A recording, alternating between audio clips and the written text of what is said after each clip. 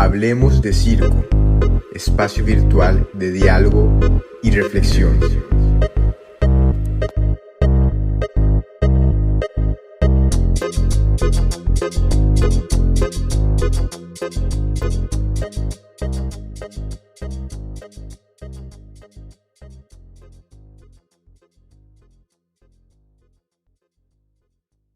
Bueno, bienvenidos a todas las personas que nos escuchan en los podcasts de Hablemos de Circo. Hoy estamos en nuestro segundo capítulo de esta segunda temporada y tengo el honor de entrevistar a María Carolina Oliveira, una artista y pesquisadora brasileña de artes circenses que nos va a estar acompañando hoy. ¿Cómo estás, Carol? Bem dentro do possível, muita honra, muito prazer estar aqui com vocês. Eu sou uma grande fã do Hablemos de Circo, dos vídeos, do podcast, acompanho. Para mim é uma alegria enorme estar aqui com vocês. E aqui estamos bem dentro do possível, imagino que aí também, né? Temos pandemia, desgoverno, autoritarismo, tudo bagunçado. Mas seguimos escapando e lutando. Sí. Eso, fortaleciendo las redes de la micropolítica ahí.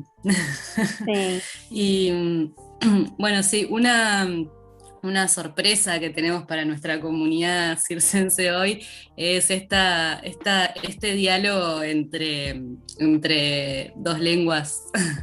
Como esto, queremos probar esto de qué pasa cuando nos ponemos a hablar entre portugués y español un poquito, para traer esas otras lenguas latinoamericanas que nos constituyen. Que são tantas, né? Sim. Eu posso falar em português devagar, e se não me compreendes, lo hablo en portuñol. Sí. Sí. A mí me gusta entrenar Ahora voy a intentar hablar lo más en español que pueda porque mi portuñol no es tan sofisticado, pero me encanta entrenar la escucha. Así que... Sí, a mí también. Bien, entonces vamos a comenzar con nuestra tradición de podcast de Hablemos de Circo, en donde nuestras invitadas se presentan a sí mismas, así que Carol, te invito a que nos cuentes un poquito de vos, de tu recorrido y tus curiosidades. Sí, y estoy muito feliz de estar entre niñas aqui contigo, Noé, entre mulheres.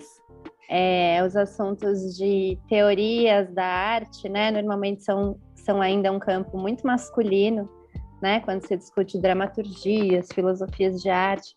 E eu acho que tem um movimento importante também das mulheres ocuparem esse espaço e também os espaços de criação, né? A gente pega estatísticas que existem, né, em outros países, aqui a gente não tem, imagino que no Uruguai também não, mas de mulheres ocupando cargos de diretoras cênicas ou de dramaturgas, né? Mulheres que escrevem, que dirigem, e ainda são muito menos, né, do que os homens, apesar das mulheres nas artes cênicas estarem bem inseridas como artistas, ainda estão menos, né, como nessas funções mais hierárquicas, talvez seja essa a palavra. Então, um prazer especial também da gente estar se encontrando. Bom, vou falar um pouco então sobre mim. Eu sou realizadora circense, eu tive uma formação livre de circo, eu tive uma formação que começou em circo de lona, circo de carpa, mas ainda naquele momento em que os circos de lona abriram escolas de circo, né? Foi no começo dos anos 2000. Eu estudei num circo que se chamava Circo Escola Picadeiro, aqui em São Paulo, e depois eu fiz uma série de formações livres, tanto no Brasil quanto fora do Brasil, e me especializei em trapézio, principalmente trapézio fixo, E tive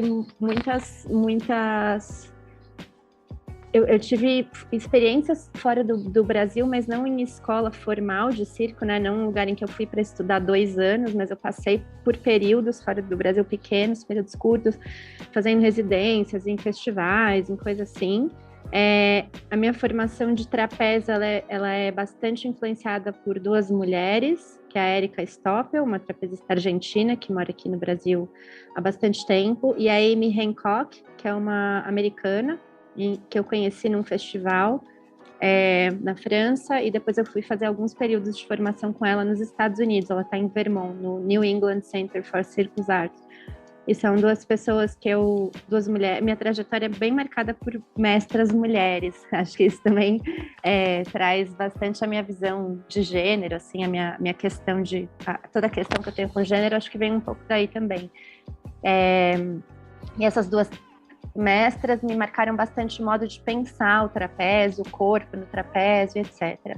Antes disso, eu tinha tido uma formação, uma educação formal mesmo de dança, que foi em nível básico, seria o nível primário e secundário aqui no Brasil, não sei como é aí, mas um nível básico de educação formal, que foi em balé clássico, mas era um curso reconhecido pelo Ministério da Educação, então ele tinha um currículo, então tinha também história da dança, tinha bastante coisa teórica, conteúdo teórico, história da dança, teoria musical, introdução à teoria musical, introdução à cenografia e figurino, e eu fiz isso desde a infância, assim, dos 6 anos até o fim, a idade de fim de colegial, assim, que é mais ou menos 18, 19 anos, talvez. E eu acho que foi aí que eu comecei a ter um pouco de gosto pela pesquisa mesmo. Eu lembro de estudar a história da dança, ainda muito criança, por conta dessa formação, e gostar muito, assim, de estudar a teoria sobre isso. Ter uma mirada mais teórica, né, de pensamento.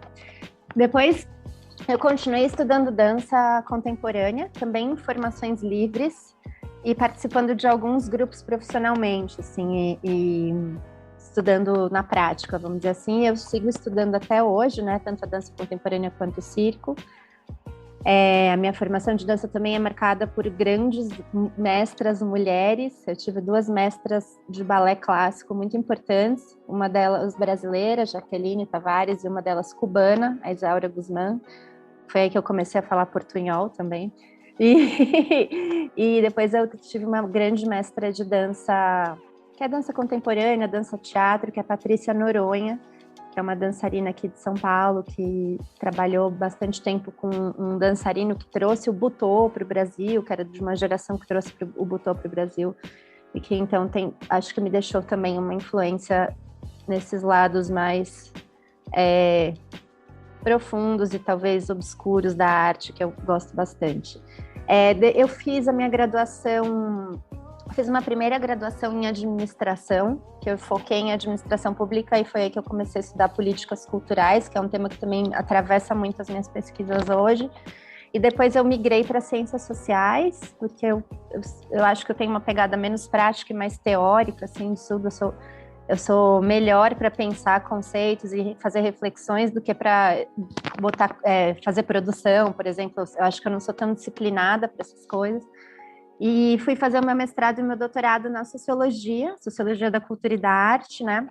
E pensando um pouco, sempre voltada para entender aspectos específicos da produção artística, desde fruição e intersecções entre processos artísticos e pedagógicos, que eu estudei mais no mestrado, até as lógicas de classificação, de circuito da produção artística, que eu estudei mais no meu doutorado, né? Então, a forma como se nomeia, a forma como se dá valor, políticas culturais e como elas impactam numa cena de produção, para mim tem bastante, eu gosto muito de estudar isso.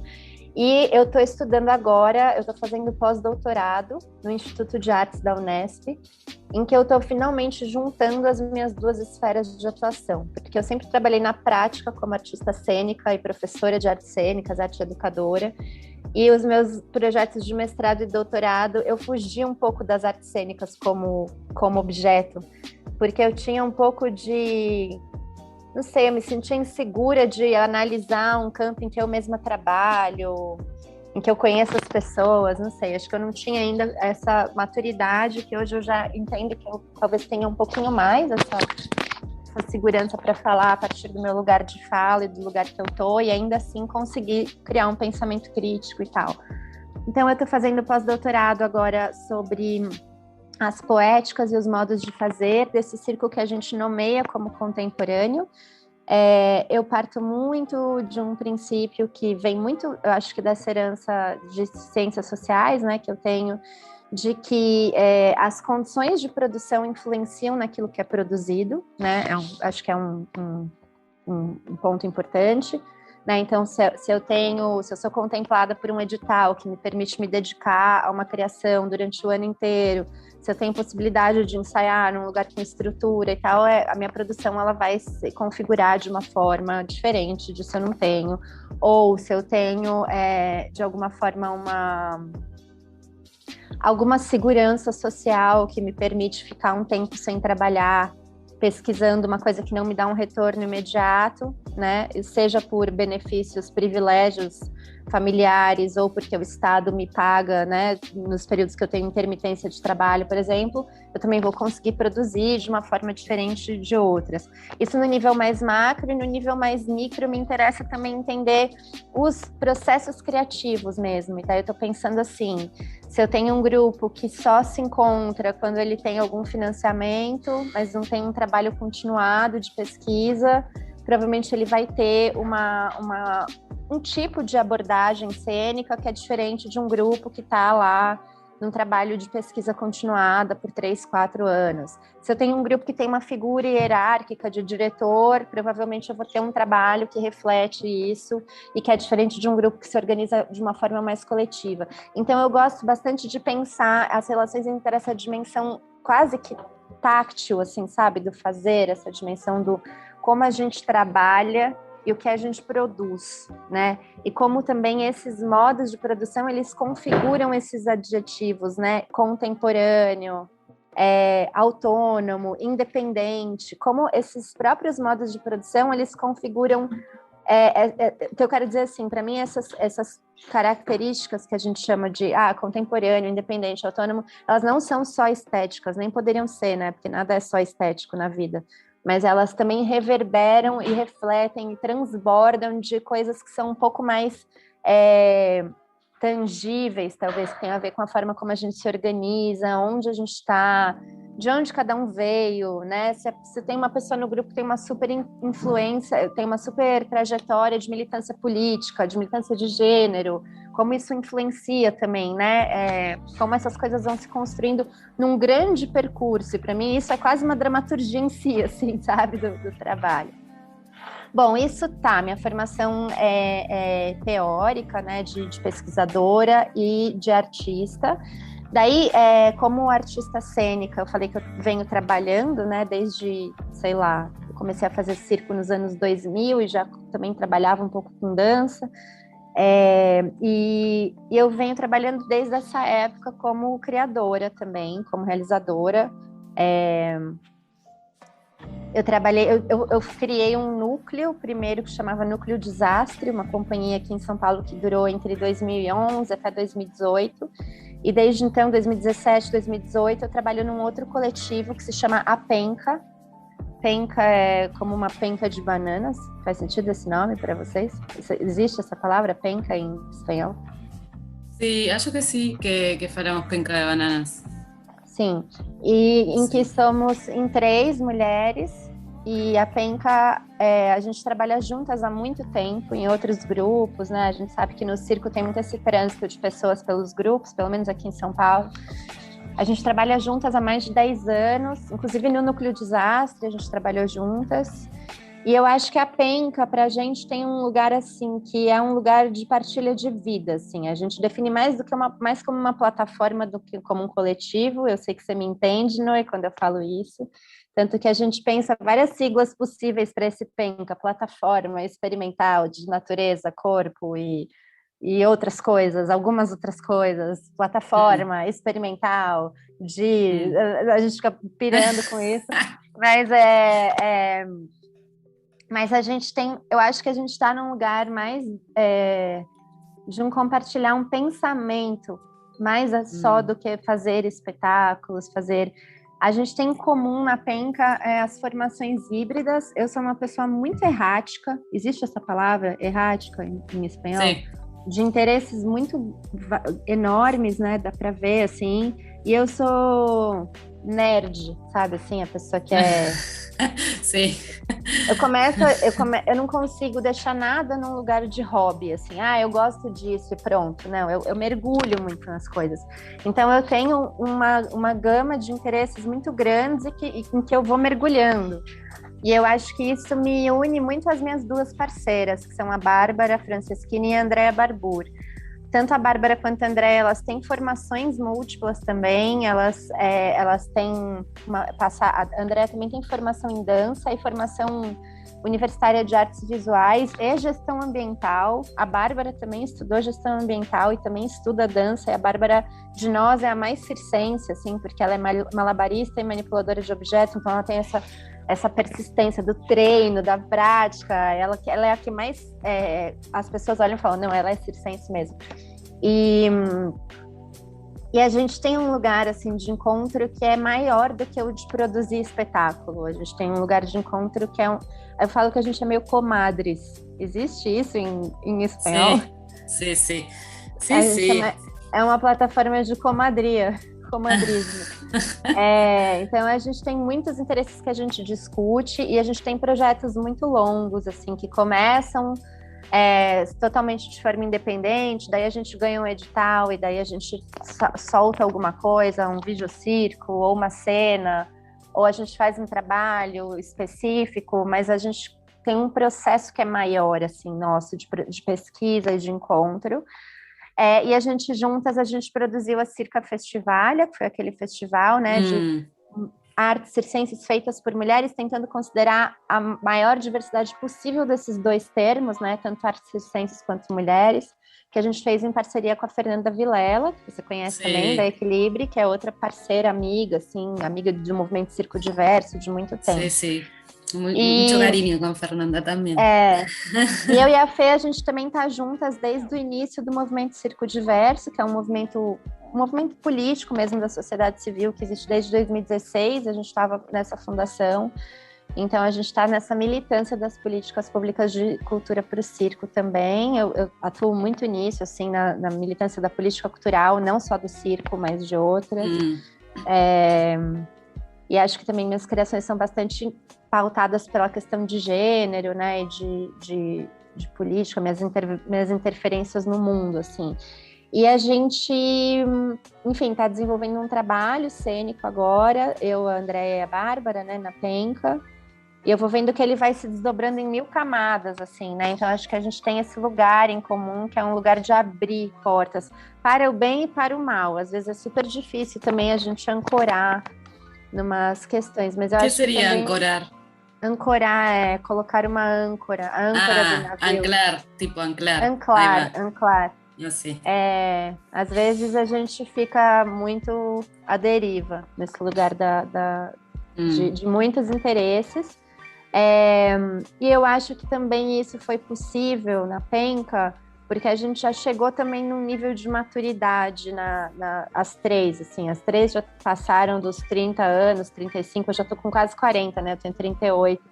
A gente já é reconhecida como circo, então sai daquele lugar de, ai meu Deus, será que é circo que não é? Tá bom, tá tudo bem, a gente é chamada, faz as coisas. Então a gente também tá num lugar de mais, bom, vamos fazer o que a gente quer e o que interessa, né? Eu acho que a gente chegou nesse lugar na Penca, o que é muito legal, assim, de poder viver isso. Bom, e daí fora isso, eu sou mulher, cis, branca, escolarizada. Na América Latina isso faz bastante diferença, né? A gente sabe. E sou mãe de um menino de 3 anos, que me salva todos os dias nesse contexto louco aqui que a gente está vivendo de desgostos e angústias políticas, sanitárias e etc. Então, que talvez seja o projeto mais difícil da vida, né? A gente criar um outro ser humaninho, ainda mais homem. Ese sí es duracional. Ese es duracional. Então eu preciso de muitos editais para conseguir fazer. E acho que é isso, Noé. Acho que é mais ou menos isso. Que tem várias outras coisas, talvez. Eu esqueci de falar que eu estudo educação somática. Isso tem bastante a ver também com a prática corporal que a gente faz no nosso trabalho. Que eu dou aula, né, há mais de 15 anos, eu dou aula de circo, principalmente de trapézio, mas também já dei aula de dança e de corpo, no geral, dou aula há mais de 15 anos. Tenho algumas experiências de direção, trabalho em parceria com uma outra companhia chamada Restodonte, que é de ex-alunos meus, que hoje são amigos, em que eu pratiquei direção do primeiro espetáculo, foi o primeiro espetáculo que eu dirigi, foi dos meninos. Mil coisas, né? Muchas cosas. Sí, sí. Bien, entonces ahora nos vamos a ir mergulhando en toda esta cartografía que nos presentaste acá. Bien, entonces sí, ahora entramos más como en eso, en como en las curiosidades que estás actualmente, tanto a nivel, o sea, como que está súper interesante todo este planteo que traes, ¿no? De cómo, y además ahí yo resueno mucho también en esta curiosidad y este pensar en cómo el modo de hacer hace a la cosa, ¿no? Hace a lo que estemos, a lo que se hace. Y bueno, y también eso, como esto de las condiciones sociopolíticas, económicas, como el contexto, ¿no? Que en esto también, hablando, mira como en lo expandido, como en esta forma de nombrarlo, que un poco, nada, personalmente me estoy como encontrando ahí como con ese concepto hace rato, como esto de que sí, de que realmente el contexto y el modo de hacer hace a lo que se quiere hacer después. Entonces, en ese sentido, también decir que no sé si lo nombramos, pero por las dudas, que Carol, estás en San Pablo, en Brasil. O sea, sí dijimos que estábamos en Brasil, pero no sé si que estabas en la hermosa Aerópolis de San Pablo. Hermosa y loca. Sí, sí, hermosa para mí, que me encantan las ciudades grandes. Pero bueno. Entonces, eso, como meternos un poco en esto, como capaz que ir un poco yendo como, capaz que arrancando más como por tus curiosidades escénicas y esto que traías de penca. Un poco preguntarles en qué están, cómo vienen atravesando un poco este año, de esta nueva forma en la que estamos viviendo, y también, o sea, nos hiciste como un planteo ahí de cuáles son las curiosidades y lo que las une y lo que las sostiene, pero un poco también ahí como más concretamente en qué están a nivel pesquisa y con qué preguntas andan ahí también convivendo. Sim. Bom, eu tenho os meus trabalhos individuais também, que eu acho que tem questões mais minhas, mas eu acho que eu vou contar um pouco da penca, porque agora a gente está mais vivendo, eu estou mais vivendo, a gente está num processo da penca, né? O ano passado eu estava num processo meu, e acho que agora eu estou mais atravessada por isso. Bom, como eu disse, Noé, a gente vem de lugares múltiplos, né, de formações múltiplas, mesmo de abordagens de circo mais múltiplas. Eu acho que eu e a Bárbara, a gente estudou em instituições circenses mais convencionais, né, desde do circo tradicional, do circo escola com professores tradicionais, com mestres tradicionais e experiências internacionais, né. A Bárbara tem um reconhecimento aí como manipuladora de bambolê, que é um lugar bem circense, mas eu acho que a gente tem isso de de pensar o circo mais como uma plataforma do possível, sabe? Assim, então a gente faz tudo isso E o circo é o lugar onde cabe, como se fosse um guarda-chuva mesmo. Guarda-chuva, que se diz em espanhol? Não, né? Paraguas, ¿no? Parágua, sim, parágua, é. Um parágua em que cabemos... Ahí va, eso, hablas como de lo que nos protege de la lluvia. Sim, Ajá, parágua, isso. Que eu esqueci a palavra. Em que cabemos, o circo, eu acho que ele tem esse lugar, né, de mais permissivo, assim, de onde a gente cabe.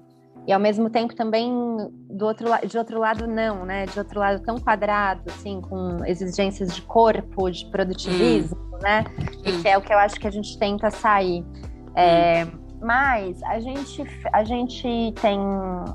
é muito atravessada também pelo que está acontecendo no Brasil desde 2016, né? Que afeta muito fortemente. Eu acho que eu e a Andréia, a gente está bastante ligada assim, nisso. Que afeta muito fortemente os nossos modos de existência aqui no Brasil, não só como artistas, trabalhadoras da arte, vou dizer assim, porque para mim não é um estado de espírito artista, né? É uma profissão, eu gosto muito de bater nesse lugar.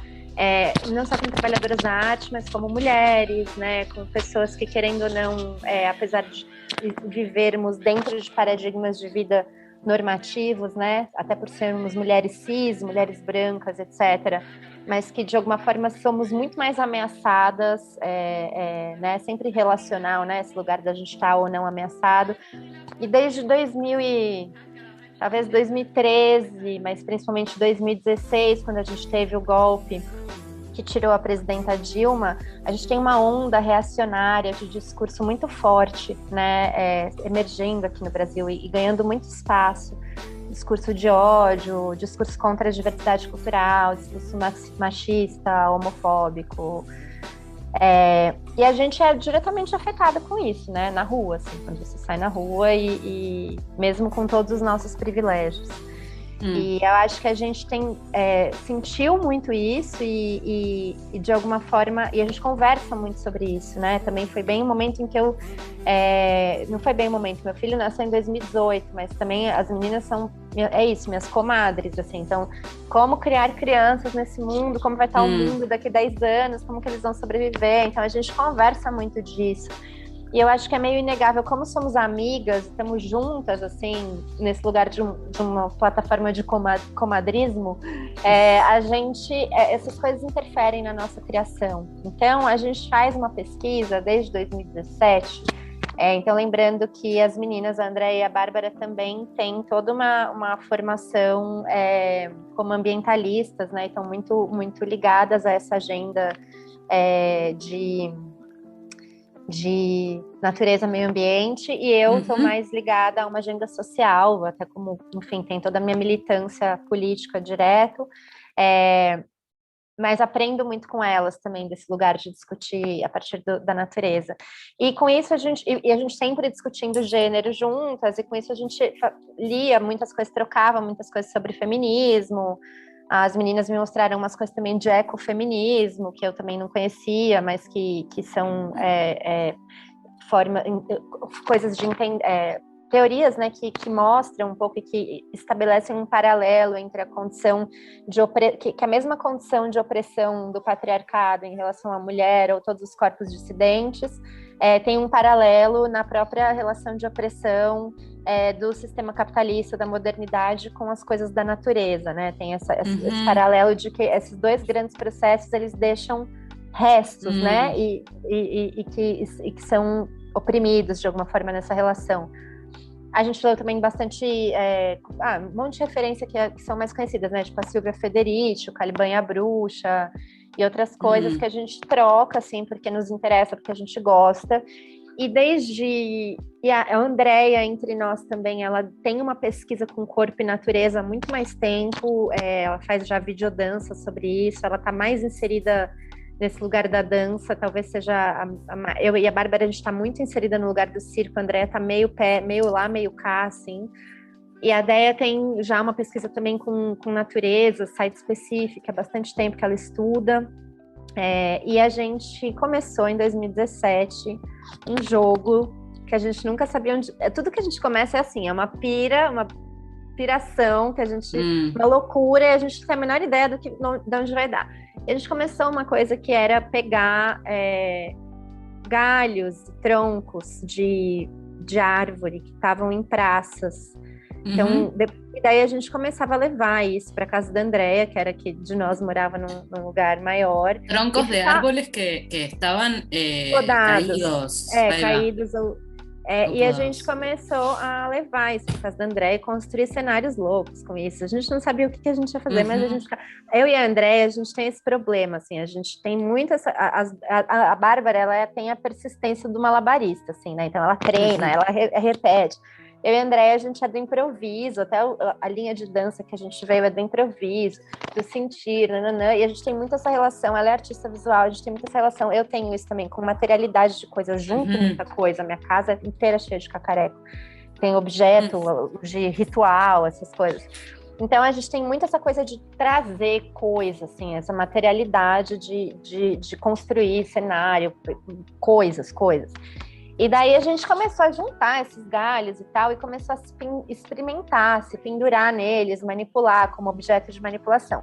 E daí nisso a gente começou um jogo doido, que era meio... que em alguns momentos a gente foi atrás de ver onde estava o serviço municipal de poda da cidade, que é o serviço que faz a poda de árvores. E a gente via nas praças, e daí eu lembro da Andrea ligando assim... Tem uma poda acontecendo aqui na praça do lado da minha casa, vamos pra lá. Daí vai, enche. Ela tem um carro pequeno, relativamente, daí ela botava galho em tudo, a gente saía, descarregava aquele monte de galho. E assim, e todo mundo perguntando, gente, o que vocês vão fazer com esse negócio? Não sei, não sabemos o que a gente vai fazer. E daí a gente começou isso desde 2017, 2018, e a gente começou a trabalhar um pouco nessa ideia de que esses restos da natureza, esses galhos podados, a gente mora numa cidade gigantesca, você conhece, né? Uma cidade que na região metropolitana tem mais de 20 milhões de habitantes e que por conta de uma série de desgovernos está cada vez mais verticalizada, cada vez mais a gente está com as áreas verdes espremidas, né? E especulação imobiliária, etc. Então a gente começou a pensar nesses galhos, como eles são quase os dejetos, os restos da grande cidade, né? Aquilo que sobra dessa produção de progresso. Assim como daí a gente estava um pouco lendo a Silvia Federici nessa época, assim como a gente, mulheres, também é um pouco o resto, né, do capitalismo, do patriarcado, é colocado historicamente como esse outro, que é o oposto, né? E isso já é uma associação que vem lá do iluminismo, né? O homem, a civilização, a ciência versus a mulher, que é super associada à natureza, ao selvagem, à bruxaria, etc. É tudo que não é civilizado, né? É um processo que vem lá do iluminismo e que nos constrói nesse lugar que a gente nem sempre quer estar. E se eu quiser ser, então, engenheira, eu não posso? Se eu quiser estudar física quântica, eu não posso porque eu sou uma loba? Não, eu posso não querer, né? Então... eu tenho bastante crítica com esses lugares, assim, do sagrado feminino. Para mim, eu tenho umas leituras críticas com isso, às vezes. E a gente discute muito disso, assim, nós três. E a gente começou, então, a pensar esse processo, um tema de pesquisa que era esse, assim, né? Como alguns corpos de mulheres e tradições de mulheres e fazeres de mulheres são transformados em resto nesse processo, nessa roda viva, né? De modernidade e tudo mais. E, em paralelo, como também a natureza é colocada nesse lugar de resto. E daí a nossa pesquisa é pegar esses restos de árvore e trazer para a cena como protagonistas, transformar eles em protagonista, em cena. Então é um pouco isso que a gente está fazendo. Nada, como me provoca pila esto de primero como el lugar del antropocentrismo, o sea, cómo hackear ese antropocentrismo desde lo escénico, que también estoy como súper curiosa con eso, y como también que siento que es algo que está súper vinculado principalmente, o sea, a mí me ha llegado más por las líneas transfeministas de pensamiento, de Paul Preciado y Donna Haraway, que son como... Haraway y Paul Preciado, sí. Sí, como dos líneas de pensamiento de transfeminismo donde empiezan como a hackear un poco esto de decir, bueno, ¿qué onda la humanidad como humanidad, no? O sea, ¿cuánto más nos vamos a seguir agora, creyendo? Donna Haraway. Ajá. O Paul Preciado eu tinha lido antes, mas Donna Haraway eu tô lendo agora, assim, a coisa do ciborgue, também dos símios, né, como foram colocados, e esse lugar de quais são as bordas, né, que definem o humano y también o moderno. Sí, bueno, y Paul Preciado tiene un pasaje muy lindo en su último libro, el del apartamento en Urano, que dice, el humano deberá desenmascararse de lo humano y volverse a enmascarar con el saber de las abejas, que nada, para mí sí, es súper lindo. Me quedé con esto también, como con esta reflexión, con dos cosas también en este recorrido que venimos charlando. Una es como lo afectivo a la hora de construir vínculos laborales y cómo dialoga esto el afecto, la amistad y lo laboral en lo circense, o sea, en lo artístico en general, que de hecho hay una investigadora de danza contemporánea acá en Uruguay que tiene un texto muy interesante que habla de eso, de la curaduría afectiva que existe principalmente en Latinoamérica, pero que bueno, nada, ella lo ponía un poco así, pero que como que también ando atravesada como por eso, porque hace años que milito como el trabajar con amigues, ¿no? Como un lugar de encontrar en el trabajo un lugar de goce, pero también de eso de fortalecer los vínculos afectivos y nada, hay algo ahí como en todo esto que traes que me hizo como ir hacia ahí, y que también siento que hay algo ahí bueno, no sé igual si es feminismo o no, porque no sé si me voy a meter ahí, pero sí como traer eso. Y como esta pregunta de a qué disponemos nuestros cuerpos en lo creativo y en los procesos creativos. Como que es súper interesante esto que estás trayendo de, bueno, nuestro proceso arrancó yendo a buscar troncos de árboles abandonados en la ciudad o caídos en la ciudad, ¿no? Abandonados ya es como una interpretación humana. Bueno, troncos de árboles caídos en la ciudad, como esta cosa de como las múltiples entradas a un proceso creativo más allá de lo disciplinar, ¿no? Como... Uhum. Eu gosto dessa sua proposição, Noida. Eu tenho pensado muito nisso também. A gente se encontrou, né, nessa vida, eu e você. A gente tem várias questões sí, parecidas de trabalho. Además somos trapecistas as deusas, colegas. Coincidência das deusas e do algoritmo, né? Porque também tem o algoritmo que fez pular lá no Instagram uma para outra. Mas o seu curso para mim e tal. Mas eu tenho pensado muito nisso, assim, né? Eu lembro, eu estava até vendo, eu sou horrível de redes sociais, eu não posto nada, só posto coisa de política, coisa do meu filho. Eu sou horrível para usar redes sociais profissionalmente. E esses dias eu estava lendo um texto que eu escrevi há algum tempo, acho que há uns 2 anos talvez, e falava justamente isso, assim, que uma coisa que a maturidade ou a velhice, o envelhecimento me trouxe foi um questionamento da máxima trabalho é trabalho, trabalho é trabalho. Porque para mim, não, trabalho não é trabalho, trabalho não deve ser, pelo menos, né? E que privilégio que é a gente poder trabalhar com coisas em que a gente acredita e com pessoas em que a gente acredita. E eu escrevi algo do tipo, que privilégio poder trabalhar com pessoas que eu quero poder sentar e tomar uma cerveja, sabe? Poder ficar conversando. De outro lado, me vem também, e daí também eu estudei no doutorado, eu falei para você, né, da coisa das representações dentro dos campos artísticos. Eu trabalhei com essa representação de independência, arte independente, cultura independente. E trabalhei com audiovisual, estudo de caso com audiovisual, então entendendo o que é esse cinema independente no decorrer dos anos e tudo mais.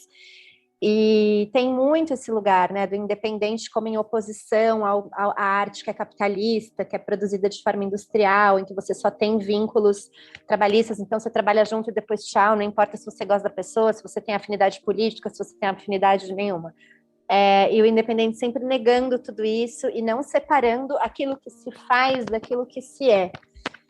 Eu acho isso muito bonito e muito potente para a gente que trabalha dentro dessa esfera da produção simbólica. De outro lado, daí como socióloga, me vem também o pensamento de que isso é um enorme privilégio, né? Porque tem pessoas que precisam trabalhar e pronto. Não importa se Sí, você... total. Eu também preciso trabalhar e pronto. Eu não estou dizendo que eu não precise, mas assim, dentro da minha estrutura social de privilégios, né? Ser branca, você ter acesso à escolaridade, viver na maior cidade da América Latina, com acesso a um monte de experiências de formação, ter podido ter uma formação artística quando era criança, isso é um privilégio de muito poucos, né? Nesse contexto latino-americano. Dentro desse contexto, não deixa de ser um privilégio, né? Eu poder trabalhar com algo que eu acredito, com pessoas que eu acredito, pessoas com quem que eu quero ser amiga, etc. E também, às vezes, me faz pensar, eu fico um pouco em crise, porque Carol, não consigo ver outra forma de trabalhar e de realmente estar presente no que eu faço, mas também eu sei que isso é um pouco romântico, né? No sentido de, eu só trabalho com coisas que eu acredito. Eu acho que um dos grandes problemas das artes, assim, pensando estruturalmente, as artes como sistema de produção social, é essa visão muito romantizada, né, que a gente carrega ainda do fim dos 1800. Então, não, isso... Porque veja, o que eu tô querendo dizer assim, se de um lado isso é maravilhoso para a gente pensar processos criativos... Felibar. Perdão.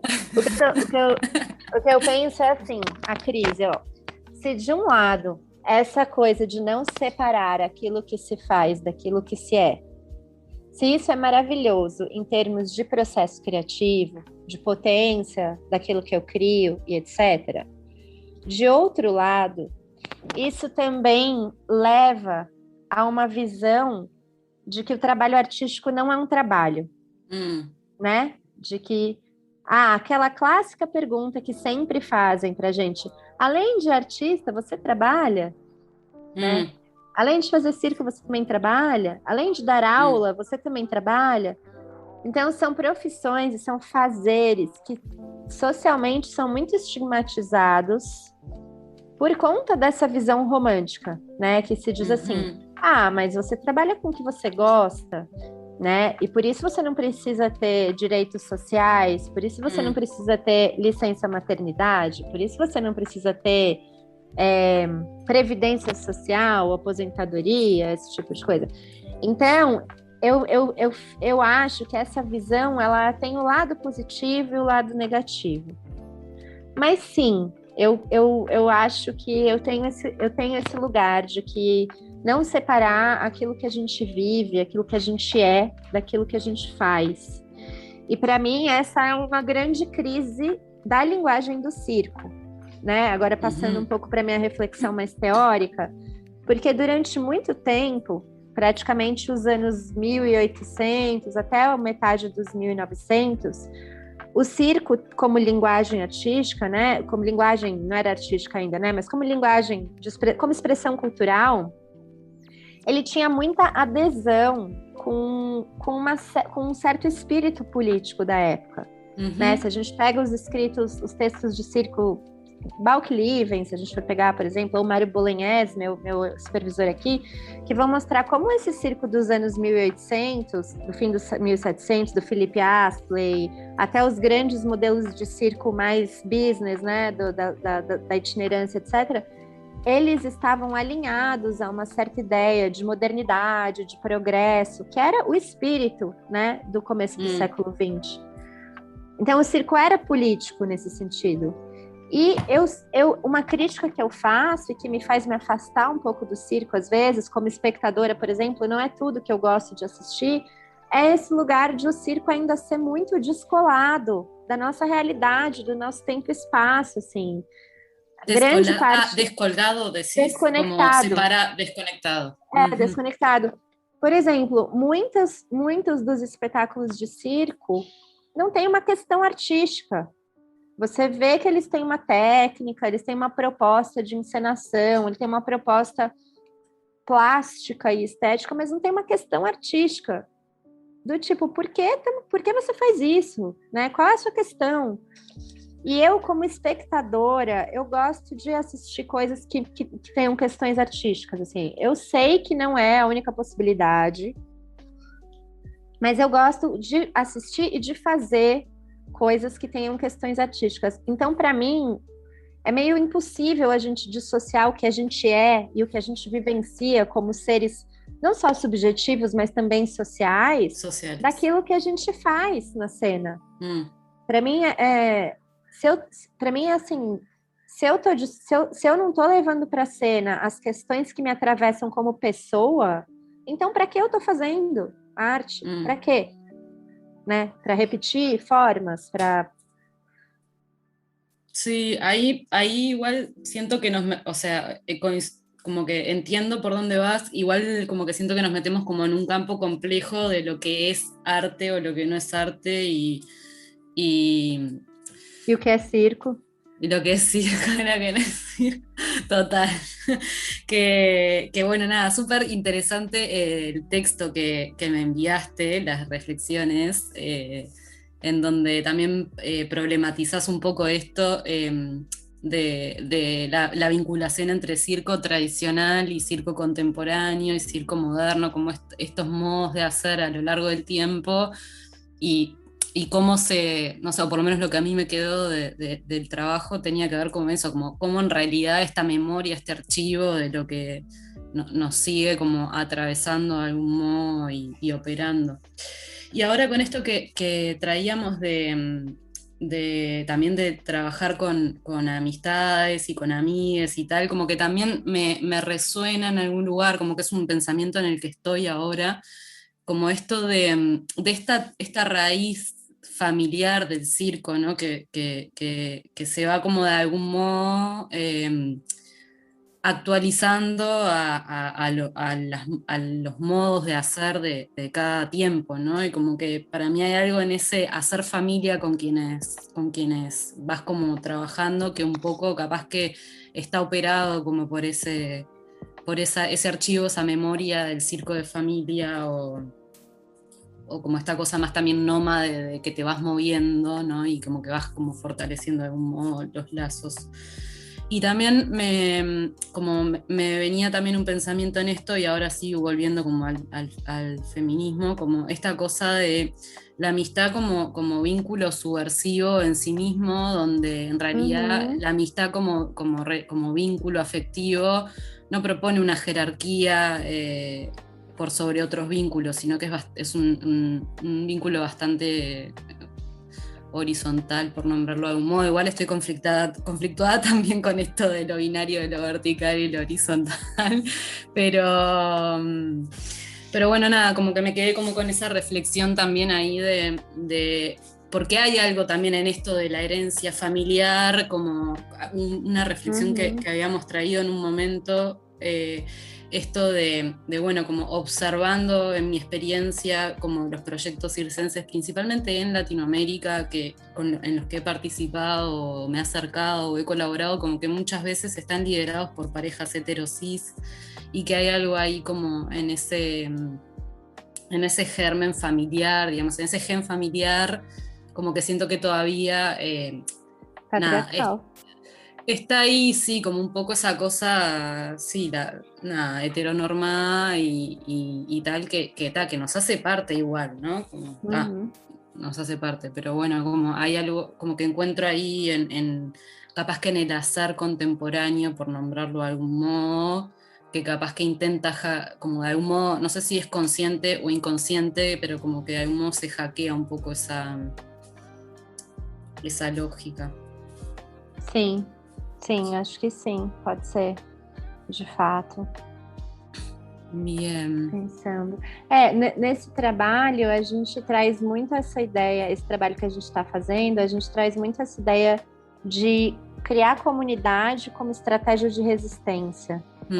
E eu esqueci até de falar isso, que uma das leituras que a gente faz, também sugerida um pouco por esse âmbito aí da leitura de estudos ambientais que as meninas têm, são umas leituras de comportamento social das árvores e de como, que é uma coisa de uma nova biologia aí, que estuda como essas árvores vivendo em sistemas, elas se protegem umas às outras, elas se comunicam por redes de fungos que passam entre as raízes, e quando uma cresce para lá e a outra está crescendo no sentido oposto, elas têm a capacidade de desviar, né, uma da outra para manter espaço. E a gente está muito também, a gente ficou muito sugestionada e sugerida por essas imagens, né, de como esses sistemas, eles também são coletivos, a força do todo e da comunidade é o que faz com que elas sobrevivam no decorrer do tempo, né, é mais fácil viver um núcleo de natureza grande, uma comunidade, um ecossistema, a gente poderia usar essa palavra, do que um único corpo sozinho num ambiente que não é dele. Então, a gente também está trabalhando esses dois conceitos, assim, do risco, que é uma coisa bem circense também, mas não esse risco circense, mas sim esse risco de extinção, né, tanto de mulheres quanto de natureza, né, desse atropelamento, né, por esses processos, e da resistência, risco e resistência vinda desse lugar de comunidade. E isso está sendo o dispositivo para exercício cênico também, que a gente está fazendo. Então, sei lá, como levantar uma coisa que você não consegue levantar sozinho em mais de uma pessoa, né? A gente está pensando um pouco essas ideias como enunciados mesmo, para propor cenas. Então, acho que sim, tem esse lugar, que é um lugar bem do feminismo também, né? Que é de estabelecer comunidades para resistir, quase que como única estratégia, né? De sobrevivência física e simbólica, né? Estamos dizendo aqui de sobrevivência física y simbólica. Bien, bueno, vamos a ir como llegando a nuestra tercera parte, que nos vamos como, está súper interesante la conversa, como entrando a esta capa, que ya igual en esto de lo derivado, ¿cómo era que me hablaste hoy? Percursos. Percurso. Esto de lo percursado, y estamos yendo y viniendo entre la filosofía y los conceptos, pero tal vez como aterrizarlo un poco a esto que traías hoy de tu lugar también de trabajadora o pensadora de políticas públicas culturales ahí en San Pablo, y como un poco también qué está pasando en Brasil, que muchas cosas las sabemos y nos llegan, pero bueno, como capaz que como llevar un poco la conversa hacia ahí y cómo también eso atraviesa tus creaciones y tus investigaciones. Bom, a gente está vivendo um momento bem horrível, né? Bem sí, terrível, está siendo político. muy heavy. Acá Uruguay está intenso também. Eu estava dizendo não só da pandemia, né? Estou pensando também politicamente. Sí, eso, el derechazo. Endereçaço, sim. E no mundo, né, Noi? Acho que no mundo todo, a gente vê várias correntes na Europa também. E uma coisa que é bom da gente estudar a história de políticas culturais é que a gente não se desespera, assim, de que a gente vê que isso aconteceu em vários outros momentos da história. Né? Então, por exemplo, sei lá, em todos os momentos nos Estados Unidos, em todos os momentos em que o Congresso tinha maioria republicana, em vários momentos da história, eles ameaçavam fechar o Conselho de Artes lá, né? Ameaçavam extinguir a política cultural e daí entrava... Então, assim, não é novidade que isso acontece. Aqui no Brasil, a gente viveu nossa política cultural, ela tem um pesquisador que se chama Albino Rubin aqui, que ele fala de 3 tristes tradições, que ou é a ausência de política cultural, ou é a instabilidade, essa coisa de entra um governo e sai outro, ou elas acontecem em momentos de autoritarismo. Então, por incrível que pareça, grandes instituições da nossa política cultural foram feitas durante o momento das ditaduras, nos anos 70. Então, grandes instituições políticas da política cultural foram estabelecidas nos anos da ditadura, por uma vontade de controle e de censura, mas que, curiosamente, acabaram ficando na história como estruturas e depois foram sendo ocupadas a partir de olhares e de pessoas mais democráticas. Então, a Funarte, que é a nossa instituição de apoio às artes, ela é de 1975, que é um momento super duro da ditadura militar. E depois ela vai sendo ocupada, né, por outras agendas mais democráticas. Mas não deixa de ser uma curiosidade, né? Muitas instituições que a gente tem, elas terem sido herdadas de um período autoritário, de autoritarismo político. A gente chega nos anos 90, né, na crise lá dos anos 90, e o nosso Ministério da Cultura foi fundado só em 85, e nos anos 90 ele já foi extinto, com Collor. Depois ele teve um período de muita instabilidade nesse momento do neoliberalismo, né, dos anos 90. Finalmente, nos anos 2000, no começo dos anos 2000, a gente tem o governo de esquerda, né, do Lula e da Dilma, e tem Gilberto Gil como ministro, e tem uma coisa muito importante que foi começar a consolidar um sistema nacional de cultura, como um sistema que articula os 3 níveis federativos, o nível do Estado, do governo federal, dos estados e das cidades, e cria toda uma arquitetura de política cultural. Isso não deu tempo de implementar isso, né? Então, o que aconteceu foi que a gente, de novo, em 2016, quando teve o golpe, a Dilma saiu, Michel Temer entrou, a primeira coisa foi extinguir de novo o Ministério da Cultura. Então, hoje, de novo, não temos um Ministério da Cultura, temos uma secretaria especial. E de lá para cá só piorou, porque ganhou poder essa visão, que é a visão mais horrível que a gente tem, né? Que é machista, homofóbica, armamentista, uma visão totalmente bélica da política. Milicianos, né? A família do Bolsonaro é uma família de miliciano, então é institucionalizar a milícia na política. Pessoas, um nível de violência absurdo, assim. E daí a gente começou a vivenciar não só mais esse problema institucional, que era a ausência de políticas, a ausência de um sistema, de uma política cultural pensada de forma sistêmica, mas problemas mais profundos ainda, que são problemas de censura. A gente teve um monte de censura de evento, a gente está tendo ainda, né? Censura de acesso a edital, acesso a dinheiro público e etc. Daí o que acontece? Isso acontece no nível federal. Em alguns municípios, como a gente tem essa autonomia, né, dos entes federativos aqui no Brasil, em alguns municípios a gente tem luzes no fim do túnel. Aqui em São Paulo, apesar da gente ter um governo de direita também no município há bastante tempo, não é a direita do Bolsonaro, essa direita selvagem, né? É uma direita civilizada, vou usar esse termo. Então, é uma direita que não abre mão da democracia, pelo menos, né? Então, a gente está numa disputa, mas que é uma disputa dentro das condições democráticas, que eu acho que é bem menos pior. Então, a gente tem as instituições da política cultural ainda funcionando mais ou menos aqui no município de São Paulo.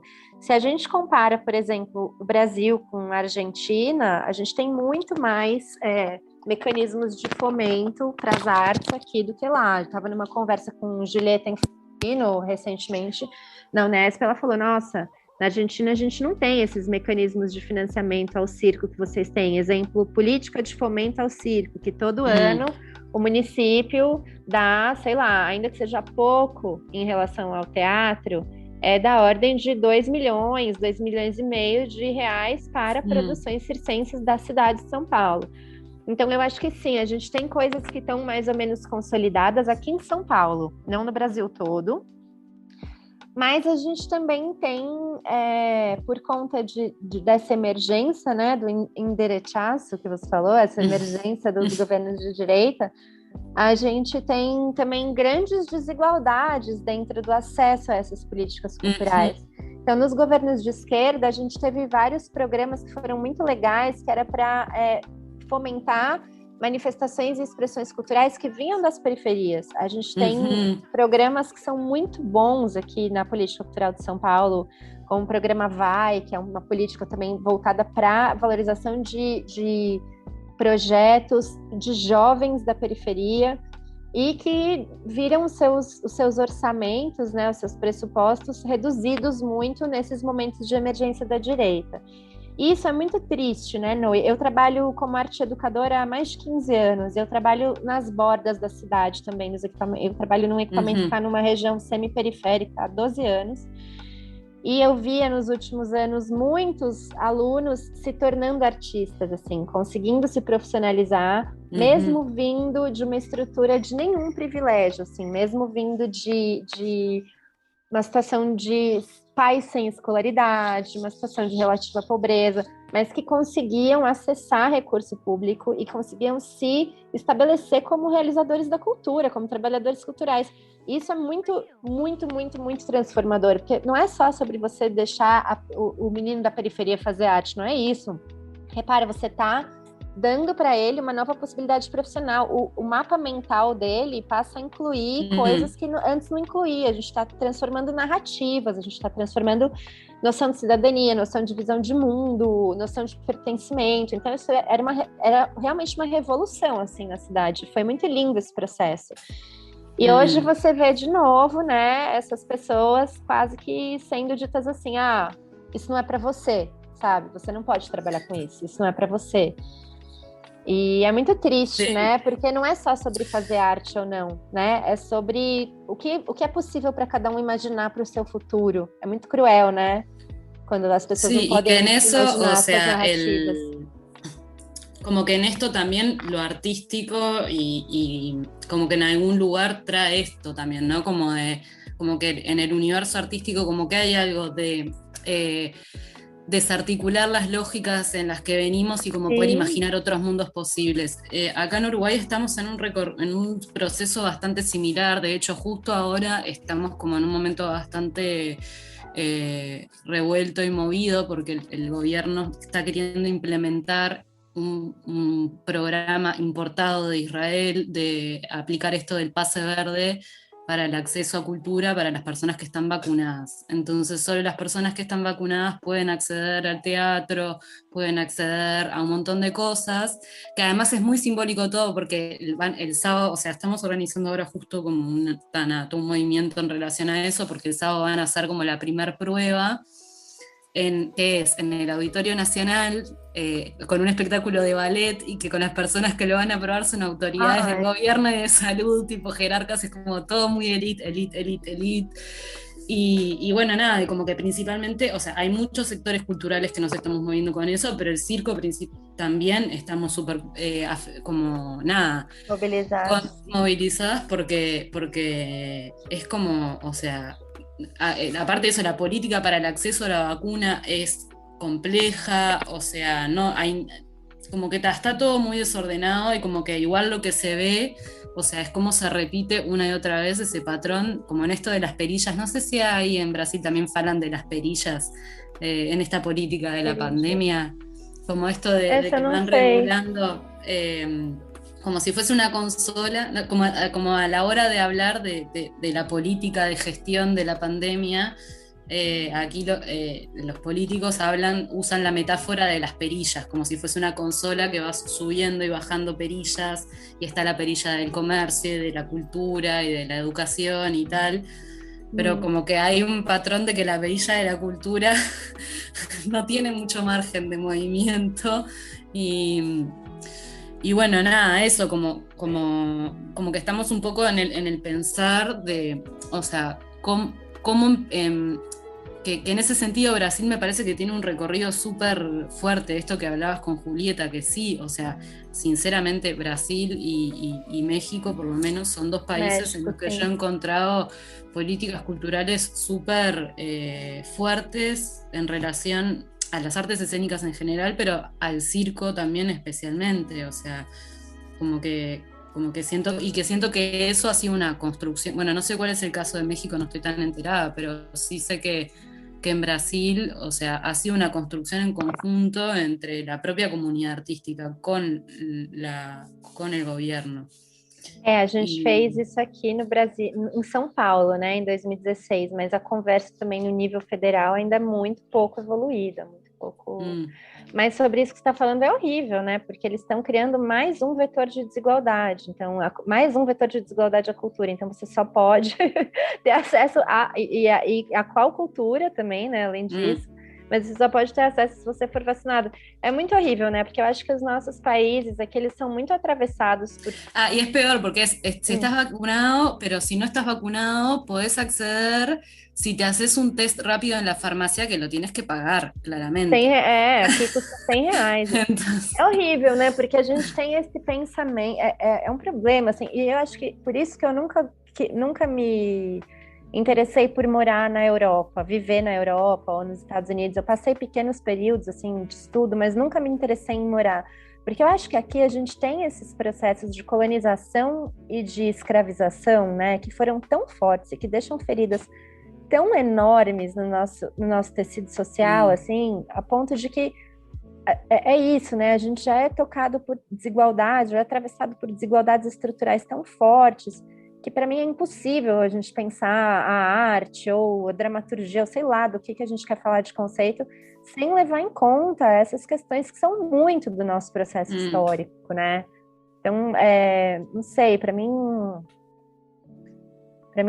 não tem como separar as coisas muito também, sabe? Do tipo, que adianta também, é isso, do que adianta a gente que é branco, escolarizado e tem acesso a editais porque sabe escrever bons projetos, continuar produzindo enquanto, sei lá, 80, 99% da juventude da periferia ou da juventude preta, aqui no Brasil a gente tem isso, né, muito forte, porque a população escravizada foi basicamente preta aqui no Brasil, foram basicamente pessoas escravizadas trazidas da África.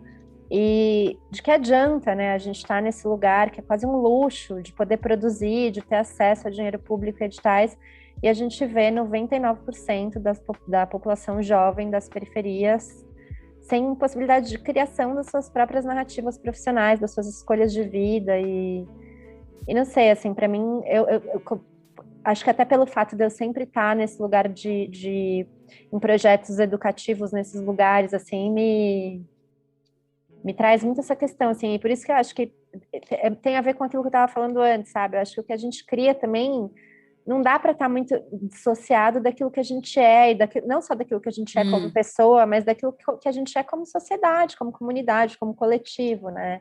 Isso tanto para o nível micro, então sou eu em comadria com as minhas 3 parceiras, em resistência, em comadria, a gente fala sobre filhos, sobre gatos, sobre relacionamentos e sobre circo, mas também no nível macro, né? Então sou eu numa bolha, num país em que, não sei, muito pouca gente tem acesso à fruição de arte e cultura, que dirá a produção, né? Então também como é que a gente consegue mobilizar nas nossas criações alguma coisa que chegue nesse lugar, assim? Para mim esse é um grande desafio, Noe, dessas nossas discussões mais teóricas, assim, que a gente está discutindo muito teoricamente, né? O que é o circo contemporâneo, o que são as dramaturgias, o que são, né? E que é uma discussão muito elitizada ainda, né? E para mim, toda essa discussão da arte contemporânea, e não só no circo, mas as artes cênicas contemporâneas, né? A dança contemporânea também é muito excludente nesse lugar. E para mim é um grande desafio, assim, como a gente pensar, sim, os paradigmas do contemporâneo. Então, vamos ler Donna Haraway, vamos ler André Lepec, vamos ler o Paul Preciado, mas como também a gente não se descola do nosso tempo e espaço, assim, porque se a gente se descolar, a gente não está sendo contemporâneo, né? Como a gente também se mantém presente nesse lugar que é atravessado por esses 2 processos gigantescos, que foram o processo de colonização e o processo de escravização, né? Total. Como que a gente não se descola disso, assim? Para mim é uma questão mesmo. E não só assim, como eu levo isso para minha cena, não é sobre, então vou fazer um trabalho sobre isso, porque isso também seria uma visão quase infantil e romântica da coisa, né? Mas é pensar como é que eu chego, como é que eu entro em diálogo, como é que eu tô com as outras pessoas que estão ao redor, como é que eu entro em diálogo, como é que a gente tem troca de conhecimento em sentido horizontal, né? E não sei, para mim envolve uma série de perguntas que eu absolutamente não sei as respostas, mas que me tocam também, sabe? E principalmente os porquê, tipo, por que eu faço isso? Por que eu tô fazendo isso, esse trabalho? Para mim tem muitas essas questões, assim, sabe? Por quê? Quais são as questões que eu tenho? E daí vem essa questão, né, que eu falei para você, que é a minha crise com o circo, assim. Eu não acredito numa arte sem questão artística. Uma arte que seja só formal. ¿No acreditas en qué? Perdón. Numa arte. Arte. Em arte sin questão artística. Ajá. No sé si no creo o si no me gusta. Quizás no me gusta, claro. Sería mejor, pero claro. no sé, porque sí, tiene algo de opinión y de preferencia, por supuesto, pero para mí arte sin questão artística, para que serve, sabe? Para que a gente faz isso? Me toca isso, assim, a não ser que a gente tenha uma opção mesmo, quase religiosa, budista, sei lá, de se retirar mesmo do mundo e que talvez até, eu entendo isso, né? Eu estou fazendo a formação de educação somática e muitas pessoas vêm desse lugar, né? Do autoconhecimento, do mindfulness, dessas religiões, né? Pós-modernas, que são super do encontro do eu, do sujeito, etc. E eu entendo que para efeitos de saúde é saudável mesmo você se afastar do mundo um tempo, né? Você falar, bom, vou me retirar dessa esfera da política porque eu preciso ter saúde. Eu compreendo essa postura de mundo, mas eu penso que nós, como artistas, a gente trabalha na esfera da comunicação e da criação de narrativas, da criação, da construção de mundos possíveis, como você falou, da construção. Eu uso muito esse termo também, como arte como algo que me permite construir mundos possíveis. Então, eu não sei, não tem como a gente se afastar do mundo. Para mí, pelo menos. Sí, sí, total. Total. Bueno, Carol, nada, totalmente atravesada por esta conversa y que nada, ahora nos toca como ir redondeando un poco este capítulo. Así que eso, en ese sentido, como también darnos ahí como si hay algo que quedó como en el tintero, algo que te quedaste como con ganas de compartir, o algún pensamiento que quedó ahí como resonando en relación a algo, como nada, ahora habilitar un poquito el espacio para eso.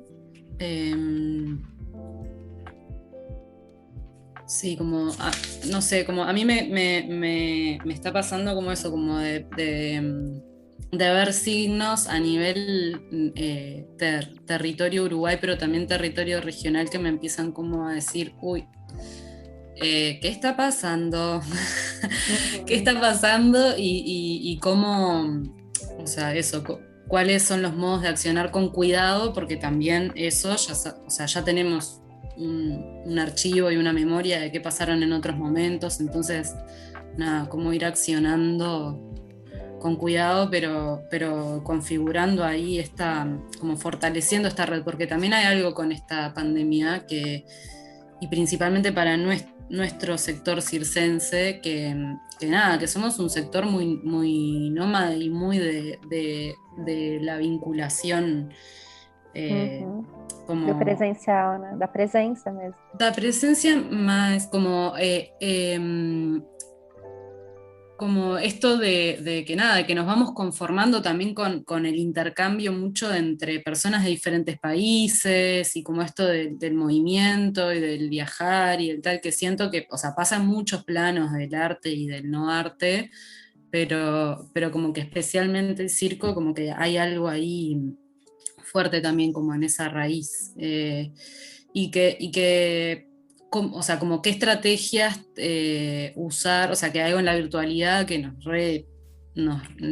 sé, como que nos podemos agarrar de este recurso, digamos, para seguir alimentando esta red, digamos, pero que también me pregunto cómo va a ser, ¿no? Como... Sim.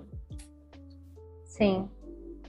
E eu acho também que existem muitos círculos possíveis, né, Noe? Eu acho que essa pesquisa que eu estou fazendo e, na verdade, a própria militância, né, que a gente vem construindo do circo aqui na cidade de São Paulo, desde pelo menos 2015, 2016, são muitos círculos possíveis, né? A gente ainda ouve de um certo grupo de circo itinerante que não somos circo, que somos do teatro, somos da dança, somos de outro lugar, porque o circo é para as famílias, o circo é o lugar do entretenimento, de ver aquilo que te agrada, né? E às vezes a gente faz espetáculos que estão trazendo questões que não são agradáveis. Então, também eu acho que são muitos circos possíveis. De outro lado, como eu acredito que a organização social reverbera naquilo que se produz, a gente também não pode deixar de ver que tem uma quantidade enorme de pessoas que são do circo itinerante aqui no Brasil e que e vivem realidades muito precárias, assim, em termos financeiros, em termos de acesso a conhecimento, em termos de possibilidade de criar narrativas de mundo, né, e tudo mais. Agora, aqui na pandemia, os circenses tradicionais itinerantes estão vivendo uma situação, assim, muito, muito, muito grave e drástica. Muitos circos fechando, encerrando as atividades, e muitas famílias ficando sem ter para onde ir, assim, sem lugar para ir, sem casa, sem comida. Enquanto isso, a gente está aqui discutindo na nossa casa confortável, discutindo dramaturgias circenses, né? E discutindo filosoficamente o que pode ser circo e o que não pode, para além da produtividade, qual que é a diferença entre treino e prática, todas aquelas nossas questões. Então, eu acho que também nunca é demais a gente lembrar de que existem vários circos possíveis, né? Não só de estéticas, poéticas, mas de modos de produção mesmo, de configurações sociais do que significa circo. Então, eu acho que as redes também a gente constitui entre grupos que se assemelham, né, em alguns pontos e não em outros. Ao mesmo tempo, aqui no Brasil, a gente tem um lugar de encontro mesmo desses circos possíveis para poder dialogar com o poder público. E são processos em que a gente aprende muito, porque a gente muitas vezes vai se colocar para discutir, para chegar a acordos com pessoas que pensam totalmente diferente da gente, em termos políticos, em termos de visão de gênero, né? E às vezes a gente precisa, sim, sentar juntos, discutir juntas quais são aqueles pontos que a gente tem em comum e o que tem de base e o que a gente vai demandar para o poder público, por exemplo. Né? Então, eu acho que é importante a gente ficar atentas e valorizar essa diversidade, né, também, porque senão a gente corre o risco de tomar o circo de um lugar, num lugar muito abstrato, né? Não sei. Sí, sí, sí, totalmente, totalmente. Bueno, buenísimo, Carol. Muchas gracias por este eu que encuentro. agradeço. Uma delícia. Podia Sí. ser com uma cerveja ao vivo, né? Ya va a llegar. Vai chegar, En vai breve. chegar. Ai, eu não aguento mais computador. Sí, sí. Vai chegar. Buenísimo. Bueno, muchas gracias. Nada, cortamos la grabación.